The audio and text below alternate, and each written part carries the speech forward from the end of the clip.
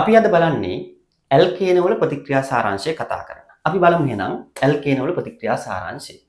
Carbon carbon තනි බන්ධන තියෙන හයිඩ්‍රෝකාබන ආකාරයේ 9 අගයෙන් ප්‍රත්‍ය තියෙන පොදු සූත්‍රය CNH2n ධන 2 වෙනවා.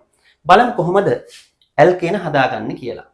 ඇල්ඩිහයිඩයක් හරි කීටෝනයක් හරි ක්ලෙමන්සන් ඔක්සිහාරකයත් එක්ක ප්‍රතික්‍රියා කරොත් එහෙම ඇල්ඩිහයිඩේ හෝ කීටෝනේ දිත්ත බන්ධන O වෙනුවට H පරමාණු දෙකක් සම්බන්ධ කරලා ඇල්කේනයක් හදාගන්න පුළුවන්.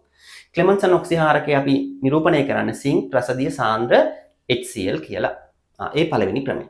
දෙවෙනි ක්‍රමය ඇල්කිල් හේලයිඩ් වලින් ඇල්කේන හදාගන්න පුළුවන්. ඇල්කිල් හේලයිඩයක් මැග්නීසියම් එක්ක වියලීතර මාධ්‍යදී ප්‍රතික්‍රියා කරවලා හදනවා ග්‍රීනාඩ් ප්‍රතිකාරකය. ඒක ජල විච්ඡේදනය කරවලා H එකක් සම්බන්ධ කරගන්න පුළුවන්.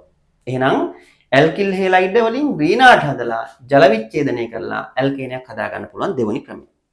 තුන්වෙනි ක්‍රමය ඇල්කීන හරි ඇල්කයින හරි උත්ප්‍රේරිත හයිඩ්‍රජනීකරණයට භාජනය කරොත් H2 නිකල් ප්ලැටිනම් පැලේඩියම් දාන්නත් පුළුවන්. දාපුවාම ෆයි බන්ධන ගැලවිලා ඒ වෙනුවට H පරමාණු සම්බන්ධ වෙලා ඇල්කේන හදාගන්න පුළුවන්.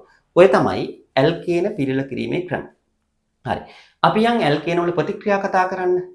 ඇල්කේන කියන්නේ ප්‍රතික්‍රියාශීලතාව ඉතා අඩු සංයෝග ආකාරයක්. ඒකට හේතුව මොකද්ද? කිසිම ක්‍රියාකාරී කාණ්ඩයක් නැහැ. එහෙනම් බලමු මෙයාගේ ප්‍රතික්‍රියා මොනවද කරන්න කියලා.